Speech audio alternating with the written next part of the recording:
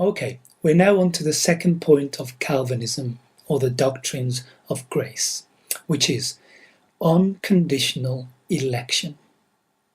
The Bible clearly teaches that God is sovereign. He has no equal. He is the only God, and his ultimate will prevails all across the universe. The Bible is clear also that this sovereignty extends to those who are converted, to those who are saved.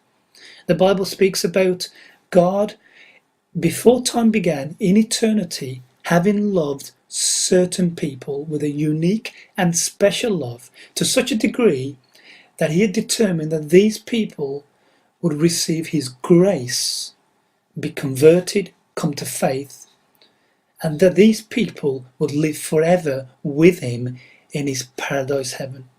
These are what we call God's elected people. Now, God chose to love these people with that special love, not because of anything special or unique in them, not because of anything that he foresaw them doing, a particular response to hearing about him or anything like that. No, God chose them unconditionally. That's why we say it's unconditional election. There was nothing good in them, but it was God who, for no reason it seems, loved them. And the Bible speaks about an everlasting love. And so God gave his Son for them. And we'll look at that in our next point.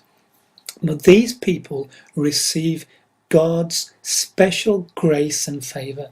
That is, they do not themselves suffer for their sins, but receive God's love. Now, these people come from all across the globe. They are people from every language, every nation, every people group, both male and female. These are God's elected people. Now, knowledge of this election gives the Christian an immense sense of assurance, because if God has elected us for nothing in us, no good that he sees in us, but just because he loves us, it gives us a deep assurance that he will complete the salvation that is begun in us.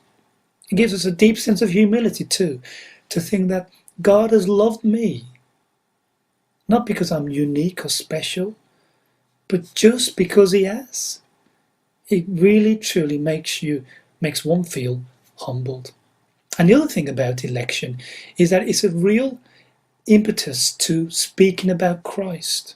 Because if God has elected people to faith, then he gives us this assurance that when we speak to people about the faith, they will respond. You see, the doctrine of election is a catalyst for preaching Christ. And that is the second point of Calvinism, or the doctrines of grace, unconditional election.